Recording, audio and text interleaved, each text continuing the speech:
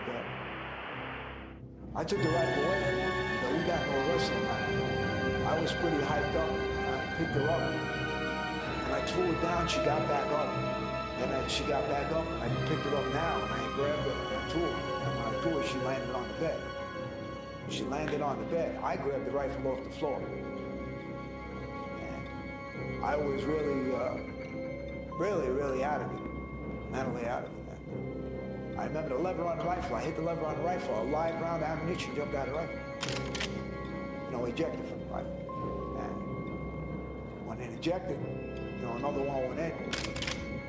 And she was flat on the bed trying to get up. And I shot her. I thought I had shot her in the neck, but I had shot her in the head. Welcome to the Last Dance Macabre. Tonight, we delve into one of the most chilling mysteries in true crime history. Could Dawn DeFeo, the DeFeo family's eldest daughter, have been involved in the infamous Amityville murders? Join us as we explore the shocking truth behind the Amityville murders and uncover the hidden motives and psychological complexities of this tragic case. To understand this theory, we first meet Ric Osuna, the investigative author behind the groundbreaking book, The Night the DeFeos Died. Osuna's meticulous research challenges the conventional narrative, suggesting that Dawn DeFeo might have been a key player in the murders. Could Dawn DeFeo's potential involvement change everything we know about this case? Let's dive into her psychological profile and the motives that might explain her actions. On November 13, 1974, the DeFeo family was found murdered in their home at 112 Ocean Avenue, Amityville, New York. Ronald DeFeo Jr. was convicted of the murders, but Osuna's theory presents a new perspective.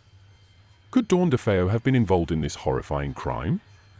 Osuna's theory posits that Ronald Jr. may not have acted alone. To understand this, we must delve into the psychological and emotional landscape of the DeFeo family.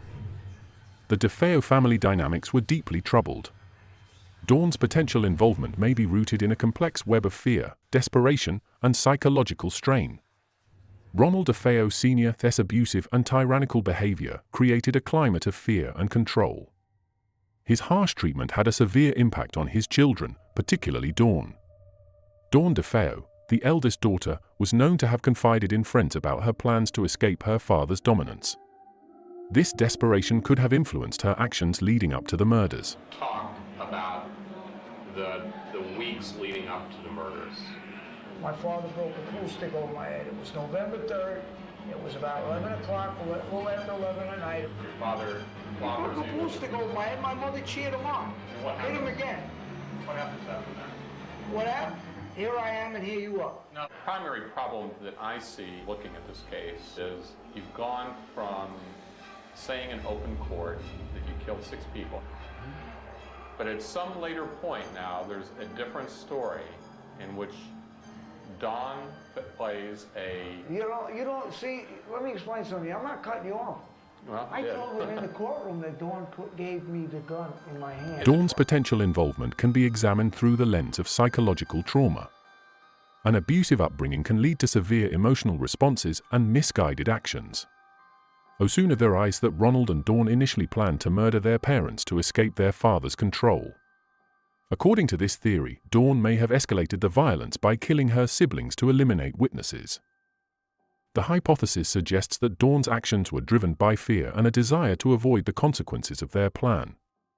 Her decision to kill her siblings may have been an unplanned and desperate move. Osuna's theory implies that Dawn's decision to murder her siblings was a drastic step, possibly driven by an emotional and psychological crisis. Dawn's autopsy shows a close-range gunshot wound, which aligns with Ronald Jr.'s statement that he found her after she had killed the others. However, this evidence is not definitive. The close-range gunshot indicates proximity to the weapon, but it does not conclusively prove that Dawn was the shooter.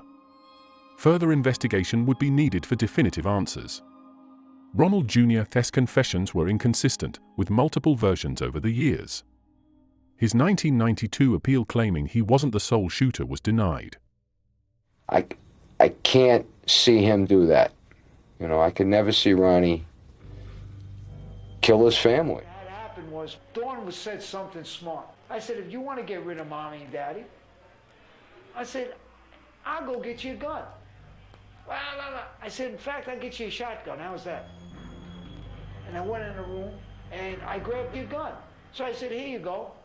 What do you want me to do with that? I said, it's all ready to go. Just pull the hammer back and squeeze the trigger. The bullet in the chamber. It's all ready to go. This adds another layer of complexity to the case.